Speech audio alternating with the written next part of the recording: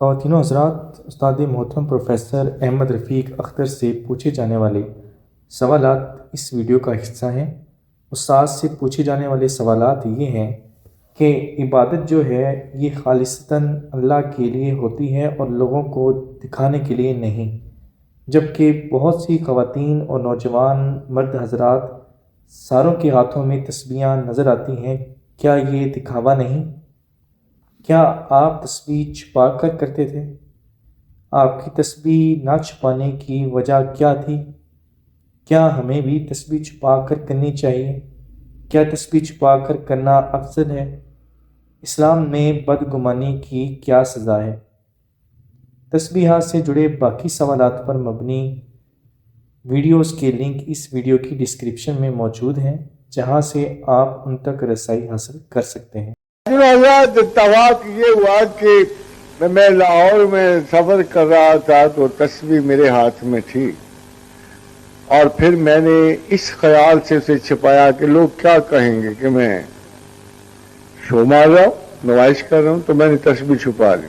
جب میں نے تسبیح چھپائی تو میرے دل نے کہا کہ تو اس خیال سے موٹا ہو رہا ہے کہ تو لوگوں سے چھپا کے تسبیح کر رہا ہے۔ تو میرے خیال میں یہ آیا کہ میں ابھی اچھا تسبیح کرنے والا نہیں ہوں، اس لیے کہ میں تو ابھی پبلک مافیا کی اوپینین کا شکار ہوں۔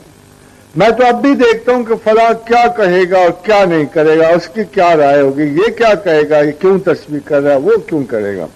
اس دن کے بعد حضرات گرامی، میں نے تسبیح کے معاملے میں اور بہت سارے دوسرے معاملے میں اللہ کے سوا پبلک کی اوپینین سے بے نیازی اختیار کی، اور میرا خیال ہے کہ معترض جو یہاں ہیں وہ بھی یقیناً تسبیح کرنے والے ہوں گے، مگر اگر وہ چھپا کے کر رہے ہیں تو بڑی گڑبڑ ہے۔ یقیناً ان کے طرفوں میں یا ان کے ذہن میں جو یہ خیال آ رہا ہے کہ تسبیح چھپا کے پڑھنا افضل ہے، یہ کوئی اچھا خیال نہیں ہے، کیونکہ اس کے ساتھ کچھ بہنوں اور کچھ بھائیوں پر جو وہ بدگمانی کر رہے ہیں، یہ بہت بڑے عذاب کی بات ہے کہ رسول اللہ صلی اللہ علیہ وسلم نے فرمایا بدگمانی سے بچو، یہ کفر کے مترادف۔